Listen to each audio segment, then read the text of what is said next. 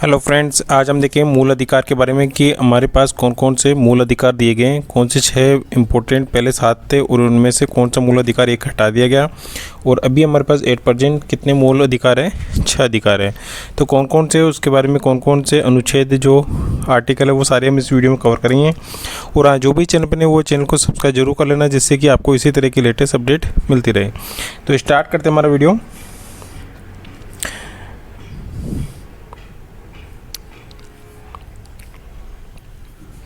मूल अधिकार, fundamental rights कौन कौन से हैं?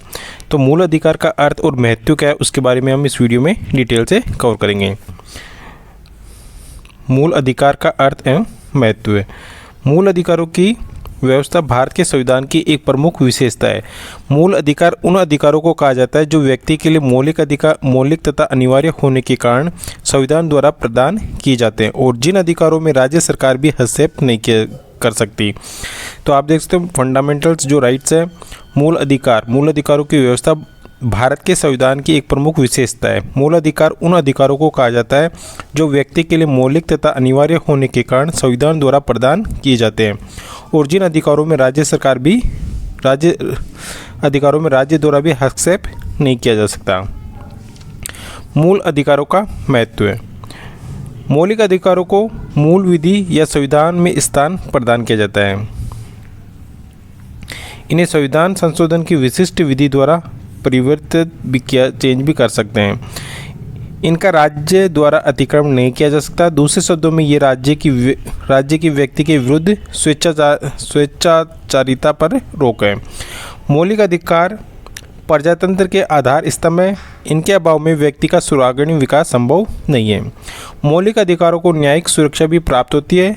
इनका किसी भी प्रकार से उल्लंघन होने से नागरिक न्यायालय का संरक्षण प्राप्त कर सकता है।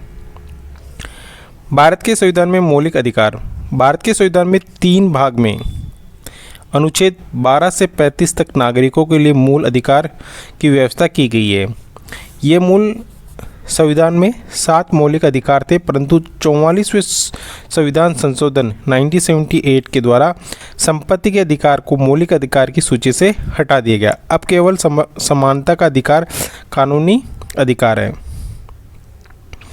वर्तमान में भारतीय नागरिकों को कुल 6 मौलिक अधिकार प्राप्त हैं। तो आपने देखा भारत के संविधान के जो भाग 3 में अनुच्छेद 12 से 35 तक नागरिकों के लिए मूल अधिकारों की व्यवस्था की गई है।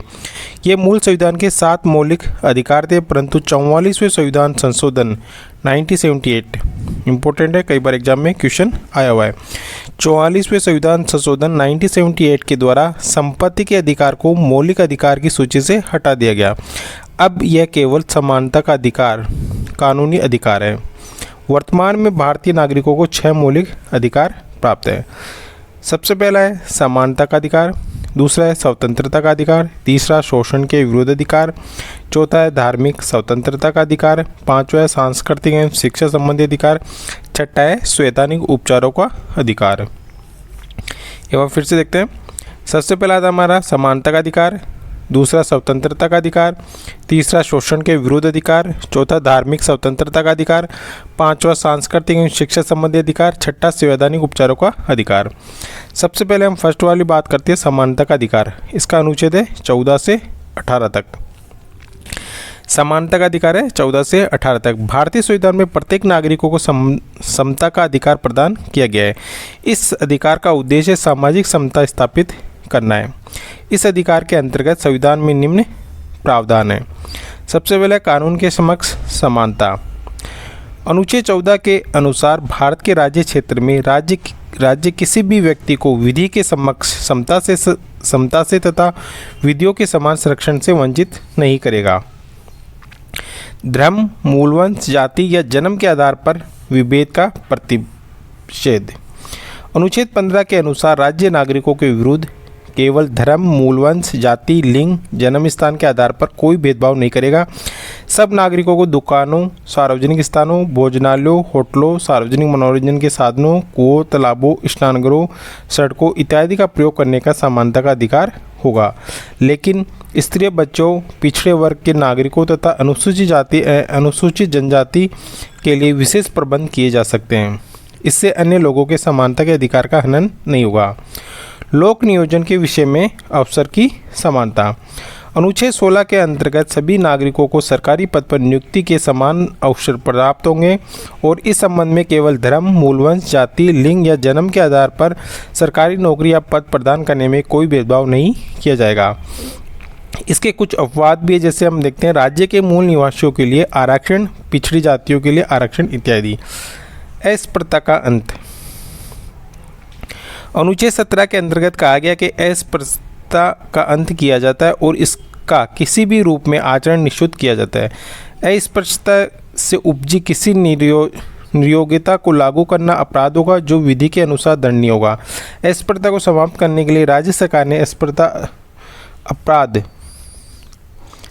अपराध अधिनियम 1955, नागरिक अधिकार संरक्षण अधिनियम 1976, अनुसूचित जाति एवं अनुसूचित जनजाति के विरुद्ध कानून 1989 पारित किया गया है। अस्पृश्यता अपराध अधिनियम 1955, नागरिक अधिकार संरक्षण अधिनियम 1976, अनुसूचित जाति तथा अनुसूचित जनजाति निरोधक कानून 1989 पारित किया गया है। उपाधियों का अंत। अनुच्छेद 18 के अनुसार सेना तथा विद्या संबंधी उपाधियों के अतिरिक्त राज्य कोई अन्य उपाधि प्रदान नहीं करेगा। अनुच्छेद 18 के अनुसार सेना तथा विधि संबंधी उपाधियों के अतिरिक्त राज्य अन्य कोई उपाधि प्रदान नहीं करेगा। इसके साथ ही भारत का कोई नागरिक राष्ट्रपति की आज्ञा के बिना विदेशी राज्य की कोई उपाधि प्राप्त नहीं करेगा। सेकंड नंबर आता है स्वतंत्रता का अधिकार 19 से 22 तक, फर्स्ट था 14 से 18 तक और सेकंड नंबर आता है स्वतंत्रता का अधिकार अनुच्छेद 19 से 22 तक।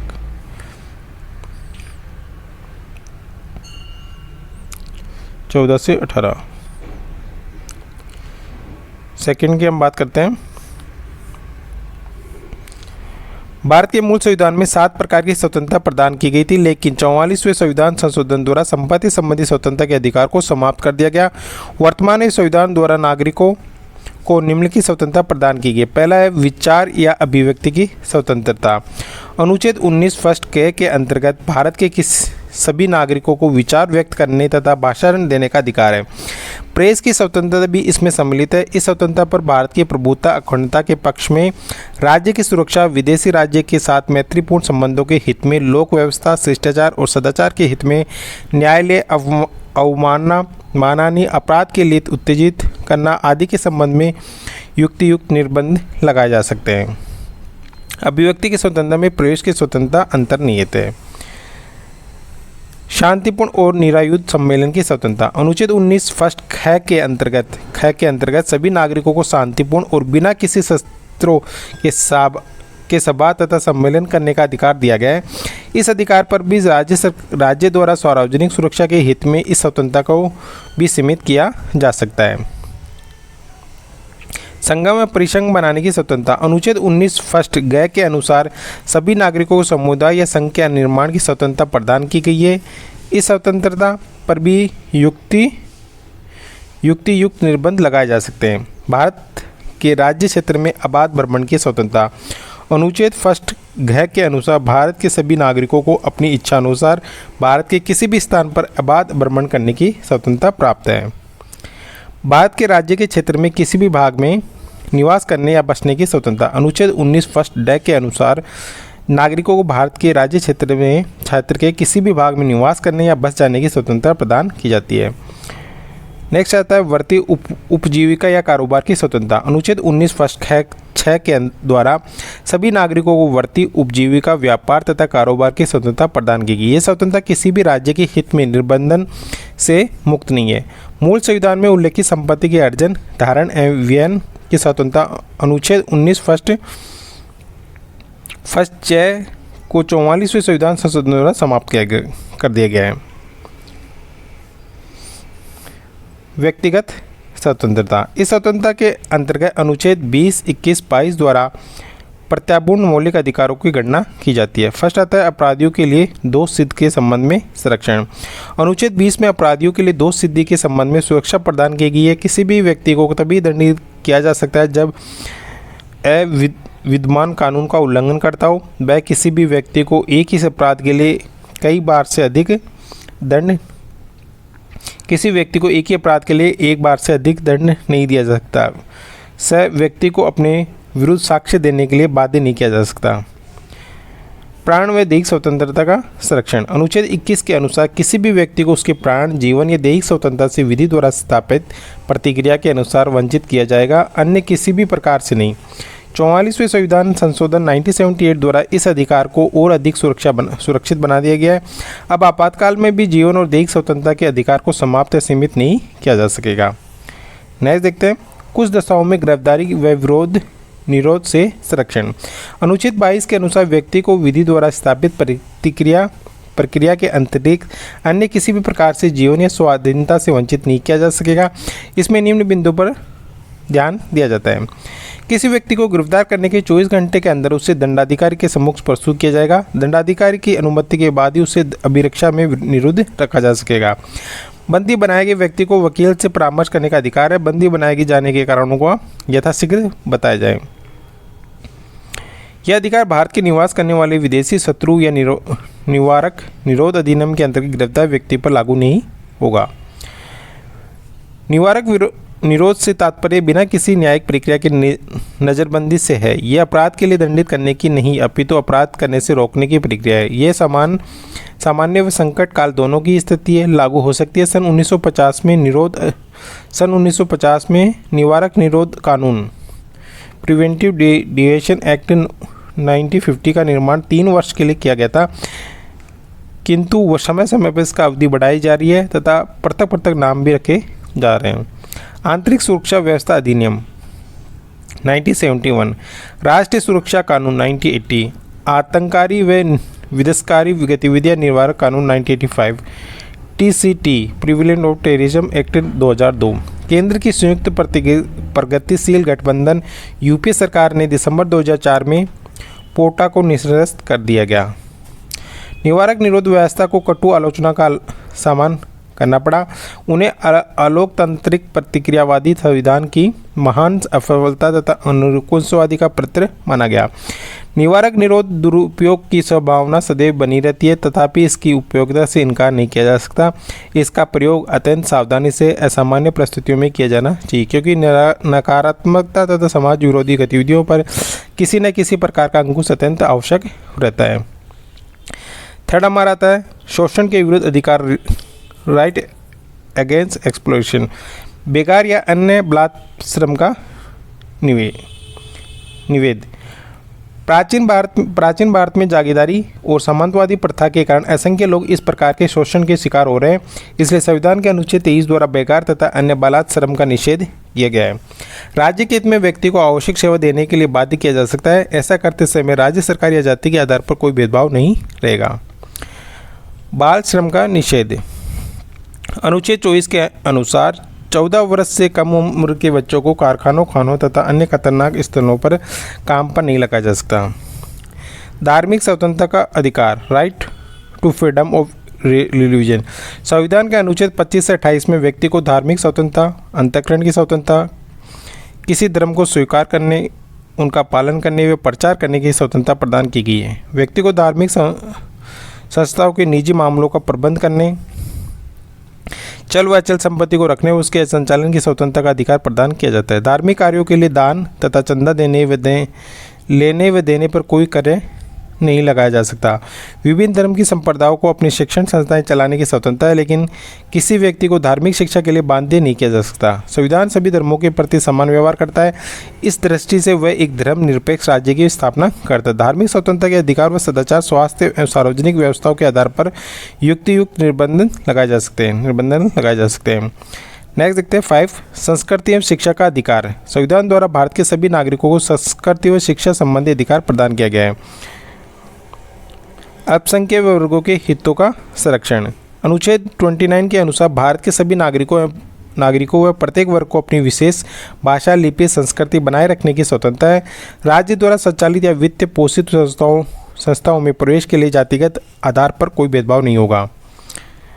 अल्पसंख्यक वर्ग को शिक्षा संस्थानों की स्थापना व प्रशासन का अधिकार। अनुच्छेद 30 के अनुसार अल्पसंख्यक वर्ग को अपनी इच्छानुसार शिक्षण संस्था की स्थापना तथा उसके प्रशासन का अधिकार है। ऐसे शिक्षण संस्थाओं को राजकीय अनुदान देते समय राज्य, धर्म या भाषा के आधार पर भेदभाव नहीं करेगा। इस प्रकार संविधान में अल्पसंख्यक वर्ग के हितों को संरक्षण किया गया है। उपयुक्त प्रावधान भारतीय समाज में विविधताओं को अक्षुण्ण बनाए रखने हेतु एकता की भावना को साकार करते हैं। नेक्स्ट देखते हैं 6, संवैधानिक उपचारों का अधिकार। संविधान में केवल मूल अधिकारों को उल्लेख ही नहीं है, अपितु तो संविधान में उनके प्रवर्तन का भी प्रावधान है। संविधान के अनुच्छेद 32 में महत्व की व्याख्या करते हुए डॉक्टर अंबेडकर ने कहा था कि यदि मुझ में कोई ये पूछे कि संविधान का सबसे महत्वपूर्ण अनुच्छेद कौन सा है जिसके बिना संविधान प्राय शून्य प्राय हो जाएगा, तो इस अनुच्छेद को छोड़कर मैं किसी भी अनुच्छेद की ओर संकेत नहीं करता। यह तो संविधान का हृदय व आत्मा है। किसी भी नागरिक के मूल अधिकारों को किसी भी प्रकार की यदि हनन होता है तो उसे न्यायालय की शरण लेने का अधिकार है। विधायिका द्वारा निर्मित कानून तथा कार्यपालिका द्वारा क्रियान्वित गतिविधियों जो मूल अधिकारों के विरुद्ध है उन्हें न्यायालय द्वारा अवैध घोषित किया जा सकता है। न्यायाधीश पातंजलि शास्त्री ने कहा था कि उच्चतम न्यायालय मौलिक अधिकारों के संरक्षण के पवित्र कार्य का पालन करने वाले सजग प्रहरी के सम्मान है। संविधान न्यायालय द्वारा 5 प्रकार के लेख जारी करने की व्यवस्था की गई है। बंदी प्रत्यक्षण लेख, प्रामदेश, प्रतिषेध, उत्प्रेषण अधिकार, प्रक्षा। संपत्ति का अधिकार, कानूनी अधिकार। संविधान के 44वें संशोधन 1978 संपत्ति का अधिकार कानूनी अधिकार बना दिया गया है। संविधान के 44वें संशोधन 1978 द्वारा संपत्ति को अधिकार मूल अधिकार नहीं रहा। यह मौलिक अधिकार नहीं वरन कानूनी अधिकार है, लेकिन साथ ही यह व्यवस्था की गई है कि किसी भी व्यक्ति को विधि के प्राधिकार के बिना उसकी संपत्ति से वंचित नहीं किया जा सकता। मौलिक अधिकारों का मूल्यांकन। जब मौलिक अधिकारों के स्वरूप व प्रकार का संवैधानिक सभा में वाद विवाद चल रहा था उसी समय इनकी व्यवहारिकता, उपयोगिता तथा यथार्थता पर प्रश्न चिन्ह लगाया जा रहा था। मौलिक अधिकारों की आलोचना निम्न प्रकार पर की जा सकती है। संविधान में वर्णित मूल अधिकारों को काम प्राप्त करने का अधिकार, निःशुल्क शिक्षा प्राप्त करने का अधिकार, विशेष परिस्थितियों में राज्य से सहायता प्राप्त करने के अधिकार को सम्मिलित नहीं किया गया है। आलोचकों को ये कथन है कि मूल अधिकारों पर इतने प्रतिबंध लगा दिए गए कि इनके बारे में कहा गया कि संविधान द्वारा एक हाथ में मूल अधिकार प्रदान किए गए तो दूसरे हाथ से ले लिए गए। मूल अधिकार आपातकाल में स्थिति में लगाए जा सकते हैं। मूल अधिकार आपातकाल में स्थगित किया जा सकते हैं, यह तो नियोजित लगता है, पर शांतिकाल में भी उनके स्थगन का प्रावधान मूल अधिकार के अस्तित्व पर संचिल लगा देता है। सोमनाथ लाहिड़ी ने कहा था कि भारतीय संविधान के मूल अधिकारों की व्यवस्था पुलिस के सिपाही के दृष्टिकोण से की गई है, न कि एक स्वतंत्र तथा संघर्षशील राष्ट्र की दृष्टि से। मूल अधिकार भारतीय नागरिकों को व्यवस्थापिका और निरंकुशता से सुरक्षा प्रदान करने में समर्थ नहीं है। संसद तथा विधानसभा द्वारा बनाए गए कानून वैध है, चाहे वे नागरिकों हितों के प्रतिकूल ही क्यों न हो। निवारक निरोध। शांतिकाल में मौलिक अधिकारों का स्थगन आदि व्यवस्थाओं पर नागरिकों पर लगातार मानसिक दबाव बनाए रखने की व्यवस्था है। H.V. कामत के अनुसार जिस शांतिकाल की परिकल्पना की गई वह कब्र और रेगिस्तान की शांति हो सकती है। निवारक निरोध के संबंध में प्रोफेसर पायले ने कहा है कि ये प्रजातंत्र के सुंदर मुखड़े पर एक कलंक की तरह लगा हुआ है, कलंक की तरह। मौलिक अधिकारों पर प्रतिबंधों की व्यवस्था संविधान में राष्ट्र व समाज के विरोधी गतिविधियों को रोकने के लिए की गई है। व्यवहारिक दृष्टि से इनका प्रयोग राजनीतिक विरोधियों के स्वर को दबाने के लिए किया गया है। भारतीय संविधान में मौलिक अधिकारों के अंतर्गत अल्पसंख्यकों, अनुसूचित जाति तथा अनुसूचित जनजाति के लिए विशेष संरक्षण की व्यवस्था की गई है, लेकिन इसका प्रयोग वोट की राजनीति के लिए हुआ है। शोषण के विरुद्ध अधिकार लिखने, पढ़ने, सुनने में अत्यंत सुखद लगता है, लेकिन पर इसके लिए जिस प्रकार के सामाजिक, आर्थिक और राजनीतिक वातावरण की आवश्यकता थी वह तो तैयार ही नहीं हुआ। दरिद्रता, विषमता, बेरोजगारी, अशिक्षा, विज्ञान वातावरण के में बाल श्रम को जोखिम भरे काम में रोक पाना व्यवहारिक रूप से संभव नहीं है। मौलिक अधिकारों में न्यायिक संरक्षण व सुरक्षा का उल्लेख किया गया, लेकिन वर्तमान में न्यायिक प्रक्रिया लंबी, जटिल व खर्चीली है। मौलिक अधिकारों के संबंध में आरोप लगाया जाता है कि इनकी भाषा कठिन है जिसे सामान्य जनता सरलता से नहीं समझ सकती। ऊपरी आलोचनाओं के बावजूद मौलिक अधिकारों को महत्व कम नहीं हुआ, क्योंकि राष्ट्र की सुरक्षा व्यक्ति की स्वतंत्रता से अधिक मूल्यवान है।